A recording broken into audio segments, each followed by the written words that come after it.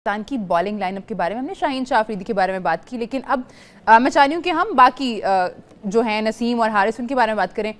एक चीज़ इन तीनों में इंजी भाई हमने देखा है कि सिमिलर है, और वो है कि जब ये तीनों इंजर्ड हुए उससे पहले और इंजरी के बाद जब वापस आए हैं फिट होके, तो हमने देखा कि तीनों की पेस जो है वो कम हुई है। तो मैं जानना ये चाह रही हूँ कि क्या कोई खौफ बैठ जाता है दिल में, डर बैठ जाता है? जाहिर है आप अपनी बॉडी को लेके थोड़ा ज़्यादा ऐसा हो जाते हैं कि आप ज़्यादा फील करना शुरू कर जाते हैं कि अगर मैं ज़्यादा एफर्ट करूँगा तो शायद दोबारा से इंजरी ना हो जाए। ये वजह हो सकती है आपको लगता है?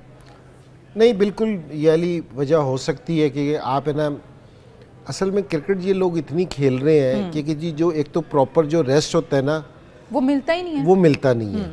और दूसरी चीज़ ये है कि जी अगर आप जिस तरह हारिस रऊफ था, ये 150 प्लस की बॉलिंग करता था। अब मैंने जब से ये इंजरी के बाद वापसी आया तो मैंने नहीं देखा कि इसको इसने 150 प्लस पे बॉलिंग की हो, या शाहीन 145 प्लस पे और नसीम भी इसी उस पे बॉलिंग करता था। अब ये दोनों इस लेवल पे बॉलिंग नहीं करते, दोनों की पेस कम हुई है। दोनों की पेस कम हो गई है। एक तो ये कि जी अब ये हमारे सारे मेन प्लेयर्स हैं, तो एक तो बोर्ड को ना इनके साथ बैठ के ज़रूर अपने जो सी हमारी टीम की मैनेजमेंट है ज़रूर कि आके भी फास्ट बॉलर है और उसको आइडिया ज़रूर होगा, इनके साथ बैठ के ना थोड़ा सा हमें ये डिसाइड करना पड़ेगा कि इनको कौन सी क्रिकेट खेलनी चाहिए, कौन सी नहीं खेलनी चाहिए, और कितनी क्रिकेट खेलनी चाहिए और कहाँ खेलनी चाहिए। ये अगर डिसाइड नहीं करेंगे ना तो मैं आपको बता रहा हूँ, ये एक एक इंजरी और हुई ना तो आपको बहुत मुश्किल हो जाएगी, इन बॉलर्स को बहुत मुश्किल हो जाएगी। अगर आप नसीम शाह को देखें, जिस टाइम नसीम शाह आया था ना, एक तो स्पीड उसकी अपनी जगह पे है, लेकिन जो उसका बॉल दोनों जगह घूमता था ना, स्विंग होता था, ठीक है जी। मैं टीवी पे बैठ के जिस टाइम देख रहा होता था, मैं आइडिया लगाता था कि मेरे लिए खेलना मुश्किल है। अब मैं देखता हूँ तो मैंने कहा कि यार मैं मैनेज कर सकता हूँ। तो आपका ना वो जो आपकी जो अंदर से जो एक ख़ास चीज़ होती है ना, वो ख़त्म हो जाती है। नसीम शाह शुरू में जिस टाइम आया था कैसे ठकाठक विकेटें लेता था, तो अब इसको पाकिस्तान में 2 से 3 साल हो गए हैं, तो इसकी तो ये वाली एबिलिटी और ज़्यादा होनी चाहिए थी, अब कम हो गई है। शाहीन की पहले से थोड़ी सी कम हुई है, हारिस रऊफ की कम हुई है। तो इसका मतलब है कि कोई चीज़ ऐसी हो रही है जिसको ठीक करने की ज़रूरत है, ठीक है ना। तो मेरे ख्याल में, और मुझे ऐसा लगता है जिस तरह ये लोग बहुत ज़्यादा क्रिकेट खेल रहे हैं, ठीक है जी। अच्छा इंजी भाई, ये हम देखते हैं मैनेजमेंट चेंज होती है तो ये चीज़ें भी चेंज होती हैं। जैसे आपके टाइम पे भी हुआ था कि प्लेयर्स जो हैं वो 2 लीग्स खेल सकते हैं, या अगर PSL खेल रहे हैं तो एक साथ और खेल सकते हैं, लेकिन फिर हम देखते हैं कि जैसे ही टाइम गुजरता है तो वो चीज़ें कहीं पीछे चली जाती हैं, छूट जाती हैं।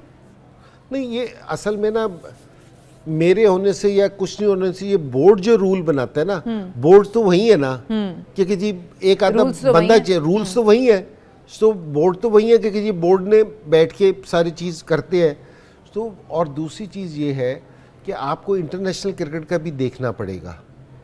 मैं आपको बिल्कुल सही बता रहा हूँ, क्योंकि जी लीग किसी भी प्लेयर के लिए ना छोड़ना थोड़ा सा ज़रा मुश्किल होता है, कि वहाँ आपको चेक बहुत अच्छा मिलता है, क्योंकि जी पेमेंट बहुत अच्छी होती है, क्योंकि जी सारे लोग एक तो PSL खेलते हैं, उसके अलावा दूसरी लीग भी खेलते हैं। लेकिन मैं ये कह रहा हूँ कि आपको मैनेज करना पड़ेगा अपने प्लेयर्स के साथ, जिस तरह इंडियंस हैं, क्योंकि जी वो कोई और लीग नहीं खेलते, अपनी लीग वाले उसको इतने पैसे देते हैं, तो यहाँ कहीं हमें अपने प्लेयर्स को कंपलसेट करना पड़ेगा। लेकिन अगर हमने ये बचाना है, और मैं आपको सिर्फ ये बॉलिंग का नहीं कह रहा, हमारे कुछ बैटिंग में भी ऐसे प्लेयर हैं कि जो ये सारे फॉर्मेट खेल के ना उनकी बैटिंग में भी फ़र्क पड़ गया है, बॉलिंग के साथ बैटिंग में भी फ़र्क पड़ा है।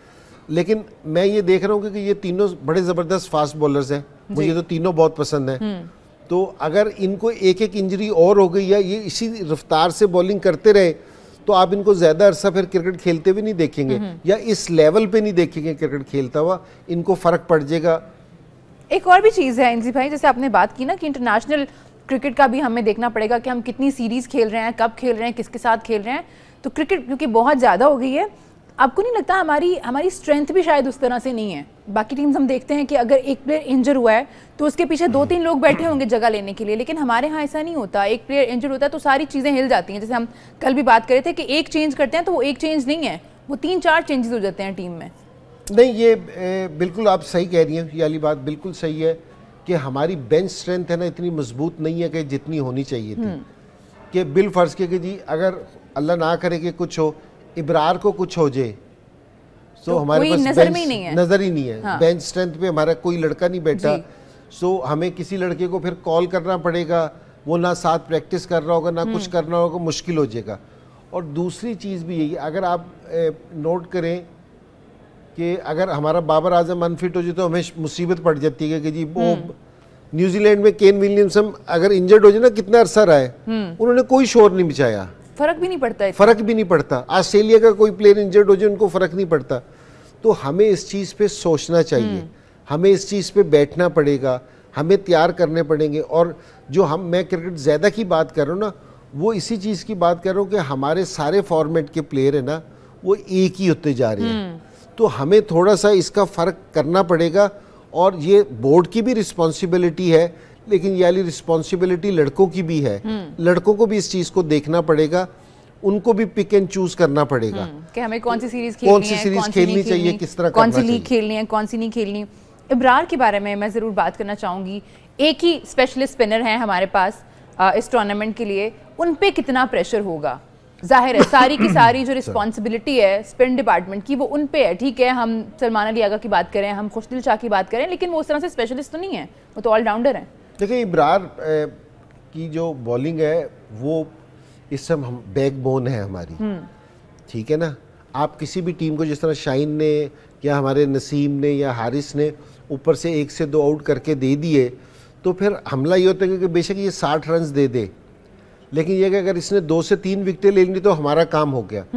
जिस टाइम आपके 20 के जो उनसे बॉलर्स हैं, वो जिस टाइम आपको विकेट लेके नहीं देंगे, ये उन सब बैटिंग का पार्ट भी बड़ा ज़रूरी होता है और बॉलिंग का पार्ट भी बहुत ज़रूरी होता है। ठीक है ना।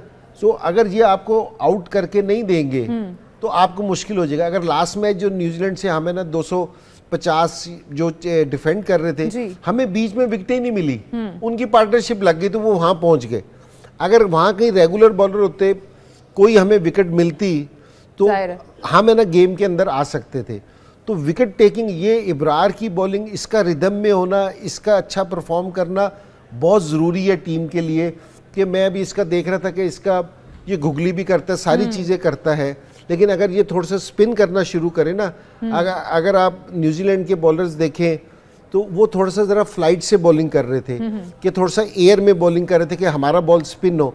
देखो डिसीव आप स्पिन से करते हो, तो स्पिन करने के लिए थोड़ा सा एयर में थोड़ा सा इसको ब्रेवली बॉलिंग करनी पड़ेगी।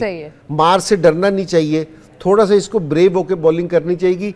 ये इब्रार विकेटें लेगा ना तो हमारी सिचुएशन बिल्कुल डिफरेंट होगी। ठीक है जी, एक छोटा सा ब्रेक ले रहे हैं हम, आप लोग कहीं मत जाइए, देखते रहिए चैंपियंस ट्रॉफी हंगामा।